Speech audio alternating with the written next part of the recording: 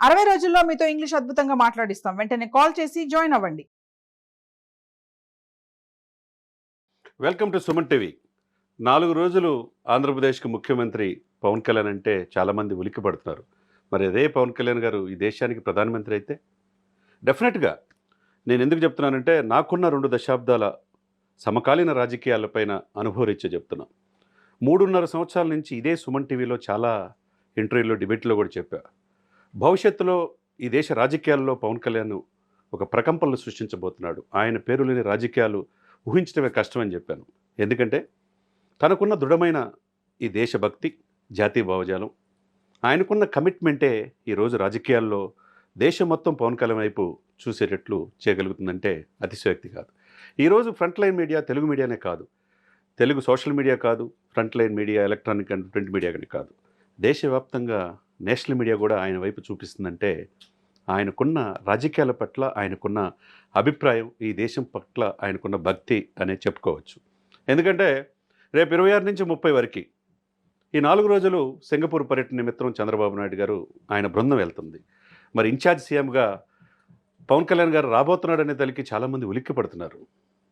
ఆయనకి ముఖ్యమంత్రి పదవి కాదు, అంతకు మించి భవిష్యత్తు భారత ప్రధానమంత్రిగా ఎలా కాగలడు అనేది నాకున్న అనుభవరీత్యా డెఫినెట్గా చెప్తున్నాను. దానికి ఒక 10 కారణాలు ఉన్నాయి. ఎందుకంటే అది కూడా చాలా చక్కగా నేను పరిశీలించి నిన్న 2-3 ఈ 4 రోజుల నుంచి వస్తున్న వార్తల నుంచి చూసిన తర్వాత నాకున్న అనుభవరీత్యా పవన్ కళ్యాణ్ గారిని కానీ, మెగాస్టార్ గారిని కానీ, చంద్రబాబు నాయుడు గారు, రాజశేఖర రెడ్డి గారు, జగన్మోహన్ రెడ్డి అందరినీ దగ్గరగా చూశాం కాబట్టి వాళ్ళ యొక్క రాజకీయ అనుభవాలు, ప్రజలతో ఎలా ఉంటారు, భవిష్యత్తు మీద వాళ్ళకున్న అభిప్రాయం అన్నీ పరిశీలించిన తర్వాత నేను ఒక 10 పాయింట్లు రాసుకున్నా. సుమన్ టీవీ వీక్షకులకు, తెలుగు ప్రజానికానికి, దేశంలో ఉన్న తెలుగు ప్రజలకే కాకుండా 145 కోట్ల జనాభాకి, ప్రపంచవ్యాప్తంగా ఉన్న తెలుగు వాళ్ళకి కూడా పవన్ కళ్యాణ్ గారు ఏ విధంగా దేశానికి ప్రధానమంత్రి కాగలడు నా 10 పాయింట్లు చెప్పగలుగుతా. ఎందుకంటే బహుభాష కోవిదుడు పివి నరసింహారావు గారు 12 భాషల్లో చాణక్యుడిగా మనం చూసాం.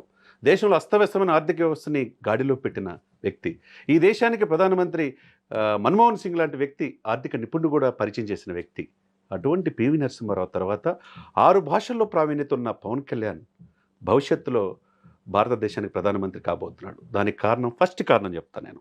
ఎందుకంటే నేను చెప్పాను కదా, నేను యూనివర్సిటీ చదువుకున్నప్పటి నుంచి రాజకీయాలు 2 దశాబ్దాలు చూసిన అనేక మంది రాజకీయ నాయకుల్లో మిగతా వాళ్ళకి లేనిదేంటి, ఆయనకు ఉన్నది ఏంటంటే ఫస్ట్ పాయింట్, ఆయనకున్న దేశభక్తి, జాతీయ భావజాలం, ఈ దేశం పట్ల అభిమానం, ఈ దేశానికి నిత్యం ఈ దేశం నాకేమిచ్చిందనేది కాకుండా ఈ దేశానికి నేనేమిచ్చానని నిరంతరం పరితపించే వ్యక్తి పవన్ కళ్యాణ్ గారు.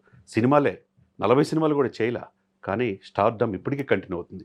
ఒకవైపు హరిహర వీరమల్లు రిలీజ్ కాబోతుంది ప్రపంచవ్యాప్తంగా, ఇంకోవైపు ఓజీ, ఇంకొక వైపు ఉస్తాద్ భగత్ సింగ్. సినిమాలు ఒకవైపు, రాజకీయాలు ఒకవైపు. కట్ చేస్తే అస్తవ్యస్తమైన ఆంధ్రప్రదేశ్ని 1 ఇయర్లోనే గాడిలో పెట్టారు. వరల్డ్ రికార్డు సాధించి 12,336 గ్రామాల్లో గ్రామ సభలు పెట్టాలన్న ఆకాంక్ష ఆయనకే వచ్చింది. చంద్రబాబు నాయుడు గారు ఆశ్చర్యపోయారు, తనకున్న 4 దశాబ్దాల అనుభవరీత్యా. ఇటువంటి స్నేహితుడిని నాకున్నట్టు నేను అదృష్టం అని చంద్రబాబు నాయుడు గారు పలు సందర్భాలు చెప్పారు. మరి ఫస్ట్ దేశభక్తి, జాతీయ భావజాలం ఆయనకు మెండు. రెండోది దేశ ప్రజలకు సేవ చేయాలన్న ఆకాంక్ష. నిత్యం ప్రజలకు ఏదో ఒకటి చేయాలి, to do something our society. మనం అందరం పుడతాం, చనిపోతాం. ఈ పుట్టుక మరణం మధ్య మనం ఏం సాధించామనేది ముఖ్యం. అది నిరంతరం తప్పించే వ్యక్తి. దేశ ప్రజల కోసం ఏదైనా చేయాలన్న ఆకాంక్ష ఆయనలో ఉంది. ఎందుకంటే ఇప్పుడు దాదాపు నాకు తెలిసి ఒక 100 కోట్ల పైనే సేవ చేశాడు. కౌలు రైతులకి 34 కోట్ల రూపాయలు తన బిడ్డల డిపాజిట్లు కూడా తీసేసి ఇచ్చాడంటే దాన్ని బట్టి అర్థం చేసుకోవచ్చు. ఏ రాజకీయ నాయకుడి నుంచి ఒక్క రూపాయి కూడా చందా తీసుకోవాలి. పార్టీకి ఫండ్స్ ఇస్తే ఆ ఫండ్స్ కూడా కొన్ని కోట్ల రూపాయలు వెనక్కి ఇచ్చేసాడంటే దాన్ని బట్టి మనం అర్థం చేసుకోవచ్చు. స్వలాభాపేక్షల రాజకీయ నాయకుడు కాబట్టే దేశ ప్రధాని మోదీ గారు కూడా, ప్రపంచ దేశాలు మన్ననలు పొందే మోదీ గారు కూడా ఈయన పవన్ కాదు తుఫాన్ అన్నాడు. కాబట్టి స్వార్థం లేకుండా 100 కోట్ల రూపాయలు ఇప్పటివరకు దానం చేశాడు. ముఖ్యంగా 2024-25 చూసుకుంటే 20 crores ఉభయ తెలుగు రాష్ట్రాల్లో ప్రజలకి, పేదవాళ్ళకి, కష్టాల్లో ఉన్న వాళ్ళకి, సైనికులకి, అనాథలకి చేశాడంటే మరి ఇటువంటి నాయకుడు మనం చూసామా? లేదు కదా. కాబట్టి దేశ ప్రజలంటే సేవ చేయాలన్న గుణం ఆయనకుంది. మూడోది, ఏదైనా ఒకటి డెసిషన్ తీసుకుంటే ఆ డెసిషన్కి కట్టుబడే ఉండే వ్యక్తి. అన్నైనా, తల్లైనా, తమ్ముడైనా, ఎవరైనా ఒకటే అయినా. ఆ రోజు ప్రజారాజ్యం నుంచి మెర్జి చేయడం ఆయనకి ఇష్టం లేదు, జనసేన పెట్టాడు. అన్ననే విభేదించాడు. తర్వాత ఈ సుస్థిరమైన రాజకీయాలు కావాలనుకున్నాడు. మోదీ గారిని ఆ రోజే కలిశాడు. ఎప్పుడు? 2014లో. ఆ రోజుకి ఎవరికి తెలియదు. ఇప్పుడు 11 సంవత్సరాలు వరుసగా మూడోసారి ప్రధానమంత్రి మోదీ అయ్యారంటే ఆ రోజు ఆకాంక్ష గుజరాత్ ముఖ్యమంత్రిగా ఉన్నప్పుడు కలిసి మీరు ఈ దేశానికి ప్రధానమంత్రి కావాలని కోరుకున్న వ్యక్తి పవన్ కళ్యాణ్ గారు. 2014లో అనుభవం ఉన్న వ్యక్తి రాష్ట్రానికి ముఖ్యమంత్రి కావాలని చంద్రబాబు నాయుడిని సీఎంగా చేశారు. మోదీ గారికి సపోర్ట్ చేశారు. 2019లో విడిగా పోటీ చేశారు. కొన్ని విధానాలు రాజధానికి ఇబ్బంది జరిగిందన్న ఉద్దేశంతో విభేదించారు బీజేపీని. మళ్ళా మోదీ గారే ఈ దేశానికి అవసరం అని చెప్పేసి 2024 ఎలక్షన్స్లో ప్రభుత్వ వ్యతిరేక ఓటు చెల్లకుండా జగన్మోహన్ రెడ్డి గద్దె దించాలనే ఉద్దేశంతో అటు బీజేపీ పెద్దలను ఒప్పించారు, ఇటు టీడీపీని ఒప్పించి ఈ మెర్జి చేయబట్టి ఇక్కడున్న ఆంధ్రప్రదేశ్లోని ఎంపీలే దేశంలో ప్రధానమంత్రి మూడోసారి ప్రధానమంత్రి అవడానికి కారణం ఏంటంటే తనకున్న ఆలోచన, దూరదృష్టి, దాన్ని బట్టి అర్థం చేసుకోవచ్చు. సుస్థిరమైన ప్రభుత్వం మోదీ గారు ఈరోజు ప్రధానమంత్రి అవడానికి కారణం ఆ రోజు ఆయన తీసుకున్న స్టెప్. ఇంకొకటి, ఎందుకంటే మోదీ నాయకత్వాన్ని ఆ రోజే గ్రహించాడంటే ఎంత సున్నితమైన అతనికి అభిప్రాయం ఉన్నది, ఎంత దేశం పట్ల చిత్తశుద్ధి అనేది అందరూ అర్థం చేసుకోవచ్చు. 4వది సనాతన ధర్మం. ఈరోజు 100 కోట్ల మందికి హిందువులకు ప్రతినిధిగా 80% పాపులేషన్ హిందువులకి నేనున్నాననే ఒక భరోసా స్వామీజీలు, మఠాధిపతులు, పీఠాధిపతులు ఎవ్వరూ లేనిది ఈయన ఇవ్వగలిగాడు. 11 రోజులు ప్రాయశ్చిత్త దీక్ష చేసి, ఎక్కడో తిరుమలలో లడ్డు అపవిత్రం అయిందంటే 11 రోజులు ప్రాయశ్చిత్త దీక్ష చేసి కాలినడకన తిరుమల వెళ్ళాడంటే దాన్ని బట్టి తను అర్థం చేసుకోవచ్చు. తన బిడ్డను కూడా నెక్స్ట్ జనరేషన్ అఖిరానందను కూడా తీసుకొని వెళ్ళి తమిళనాడు, కేరళ పుణ్యక్షేత్రాలు తీసుకెళ్ళాడంటే హిందూ సనాతన ధర్మం కోసం నాకు పార్టీ కాదు, నాకు పదవులు ముఖ్యం కాదు, నా హిందువులకి గుడులు ధ్వంసం చేసిన, హిందూ దేవతల పట్ల అసభ్యంగా ఇది చేసినా చూస్తా ఊరుకోను, ఈ కోహనా లౌకికవాదులు, ఈ రాజకీయాలు నాకు ముఖ్యం కాదన్నాడంటే దాన్ని బట్టి అర్థం చేసుకోవచ్చు. మరి మిషనరీస్ క్రిస్టియన్స్కి ఉన్నప్పుడు, తర్వాత వక్ఫ్ బోర్డులు ముస్లిమ్స్కి ఉన్నప్పుడు హిందువులకి ఏది అని అడిగాడు తప్ప. మరి అడిగిన మగవాడు ఈ రోజు వరకు కూడా దేశంలో లేడంటే మరి ఆ రోజు ఈరోజు ఆర్ఎస్ఎస్, విశ్వ హిందూ పరిషత్ లాంటి వాళ్ళు కూడా అందరి చూపు పవన్ వైపు ఉందంటే దాన్ని బట్టి సనాతన ధర్మం విలువ ఏంటో అనేది ప్రపంచానికి తెలియజేశాడు. ఇక అంటే ఆ రోజు అద్వానీ, వాజ్పేయి, ఈరోజు మోదీ, ఆ తర్వాత ఎవరు అని చూసుకున్నప్పుడు మనకి నలుగురే కనపడతారు. అమిత్ షా గారు కనపడతారు, నితిన్ గడ్కరీ కనపడతారు, యోగి ఆదిత్యనాథ్ కనపడతారు, అస్సాం హిమంత్ బిశ్వశర్మ అస్సాం చీఫ్ మినిస్టర్ కనపడతారు. ఇప్పుడు ఇంకొక వ్యక్తి ఎవరు కనపడతారు అంటే పవన్ కళ్యాణ్. వీళ్ళందరికీ ఉన్నది ఏంటంటే అందరూ పదవుల్లో ఉన్నారు. హోంశాఖ మంత్రిగా అమిత్ షా గారు ఉన్నారు, నితిన్ గడ్కరీ కేంద్ర మంత్రిగా ఉన్నారు, యోగి ఆదిత్యనాథ్ యూపీకి సీఎంగా ఉన్నారు, అస్సాం సీఎంగా హిమంత్ బిశ్వశర్మ ఉన్నారు. కానీ పవన్ కళ్యాణ్ గారు డిప్యూటీ సీఎంగానే ఉన్నారు. అది కూడా చేయమంటే చేస్తున్నాడు తప్పితే పదవి ఆకాంక్ష లేదు. కాబట్టి భారత ప్రధానమంత్రి అవడానికి పర్ఫెక్ట్ లక్షణాలు ఆయన దగ్గర ఉన్నాయి. 4 లక్షణాలు ఇప్పుడు చెప్పాను, ఎందుకంటే మర్చిపోతాం, ఏదన్నా ఆర్డర్లో చెప్పలేని ఉద్దేశంతో రాసుకోవడం జరిగింది. 5వది పొత్తులు, దేశ పరిస్థితులు, రాజకీయ పార్టీలు, పూర్తి అవగాహన. ఆయన చదువుకుంది ఇంటరే, కానీ సమాజాన్ని చదివాడు.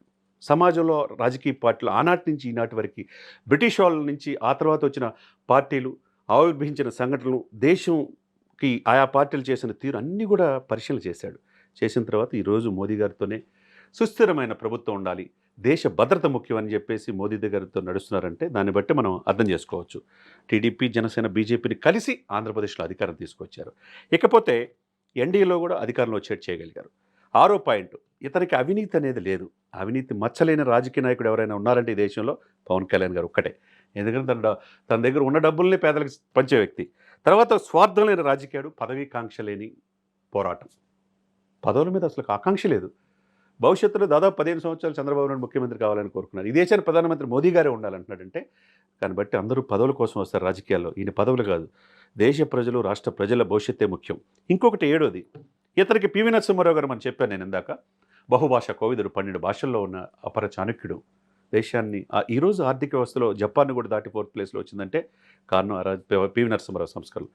ఈ రోజున 6 భాషల్లో నైపుణ్యం ఉన్న వ్యక్తి పవన్ కళ్యాణ్ గారుగా మనం చూసుకోవచ్చు. ఆయన అర్హతలు ఏంటంటే, ఇక 7వది నేను ఇందాక చెప్పినట్టుగా అమిత్ షా దేశానికి ఈజ్ ద ట్రబుల్ షూటర్.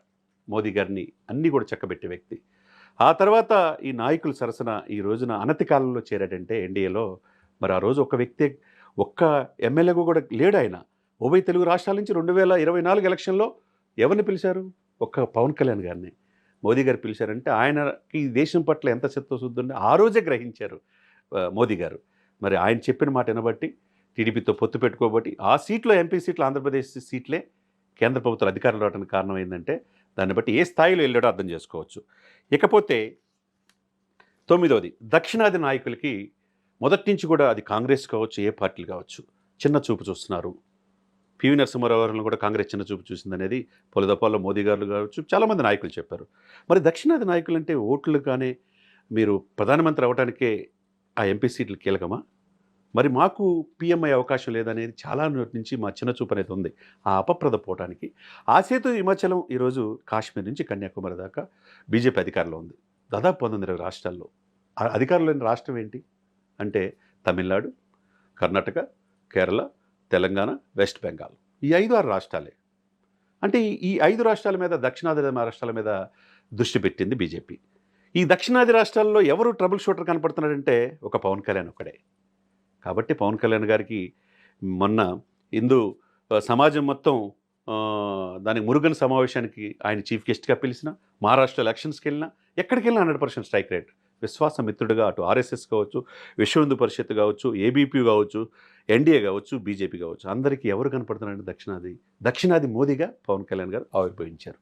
మరి ఎన్నాళ్ళు ఉత్తరాది నుంచే ప్రధానమంత్రి అయ్యే ఇది కాకుండా దక్షిణాది నుంచి ప్రధానమంత్రి అయితే ఈయన కూడా రేపు టైం అయిపోతుంది అంటున్నారు. ఈ పీరియడ్ 2029 దాకా ఈయన ఉన్న తర్వాత ఆఫ్టర్ ఎవరు అంటే కనపడేది ఎవరంటే ఒక వినపడుతుంది దక్షిణాది రాష్ట్రాల నుంచి ఒక్క పవన్ కళ్యాణ్ గారు మాత్రమే. కాబట్టి ఆయనకి అన్ని లక్షణాలు ఉన్నాయి. ఇంకొకటి లాస్ట్ 10 ఆసేతు హిమాచలం. నేను ఇందాక చెప్పాను, ఆసేతు హిమాచలం మొత్తం బీజేపీ సక్సెస్. కానీ దక్షిణాదిలో పాగా వేయలేకపోతుంది. పాగా వేయలేకపోవటానికి కారణాలు ఏంటి, అక్కడి నుంచి ఎటువంటి నాయకత్వం కావాలని చూస్తే ఒక పవన్ కళ్యాణ్ గారు ఆయన కనపడుతున్నారు. ఏది మోదీ గారికి కావచ్చు, బీజేపీకి కావచ్చు, ఆర్ఎస్ఎస్ పెద్దలు కావచ్చు. కాబట్టి బహుభాషా కోవిదుడు. ఒకవైపు ప్రజల్లో చరిష్మా ఉంది. ఒక సినిమా నటుడిగా ఈ రోజు కూడా ఆయనకి ఆ స్టార్డమ్ ఏం తగ్గలేదు. ఇంకొక కమిట్మెంట్ ఉన్న వ్యక్తి. నేను ఎప్పుడు చెప్తుంటా, పవన్ కళ్యాణ్ లక్షణం మిగతా వాళ్ళకి లేదంటే ఓర్పు, నేర్పు, చేర్పు, కూర్పు ఇవన్నీ కలిస్తే ఒక స్థితప్రజ్ఞుడు అవుతాడు. ఆ స్థితప్రజ్ఞుడే పవన్ కళ్యాణ్ గారు. కాబట్టి భావి భారత ప్రధానమంత్రిగా పవన్ కళ్యాణ్ గారు 100% ఈరోజు సుమన్ టీవీలో చెప్తున్నాను చూడండి. భవిష్యత్తులో భారత ప్రధానమంత్రిగా పవన్ కళ్యాణ్ గారు డెఫినెట్గా ప్రమాణ స్వీకారం చేస్తారనేది 100% సత్యం. ఈరోజు 4 రోజులు సీఎం అంటేనే భయపడుతున్నారు. మరి దేశానికి ప్రధానమంత్రి అయితే ఈ దేశంలో సమూలంగా మార్చే అవకాశాలు ఉన్నాయి. ఒక తెలుగు వ్యక్తి, తెలుగు బిడ్డ, మెగా ఫ్యామిలీ నుంచి దేశానికి ప్రధానమంత్రి అయ్యే అవకాశాలు స్పష్టంగా ఉన్నాయనేది నాకున్న అనుభవరీత్యా చెప్తున్నాను. చాలామంది నేను ఇంటర్వ్యూలు చేసేటప్పుడు ఇదే సుమన్ టీవీలో చాలామంది చెప్పినప్పుడు పవన్ కళ్యాణ్ ఎక్కడ గెలవడు, రాజకీయాల్లో రాడు కదా అన్నారు. గెలుస్తాడు, ఈ కూటమిని గెలిపిస్తాడు, చంద్రబాబు నాయుడు సీఎం అవుతారు, పవన్ కళ్యాణ్ గారు మంచి ప్రాధాన్యత ఉంటుందని చెప్పిన అనలిస్టులో ప్రథమ స్థానంలో నేను ఉంటాను. అది సుమన్ టీవీలో ఎన్నో టాపిక్లో మనం చెప్పగలిగాం. కాబట్టి భావి భారత ప్రధానమంత్రిగా పవన్ కళ్యాణ్ గారు డెఫినెట్గా అవుతారు ఒకరోజు. అది మనం త్వరలోనే చూస్తాం.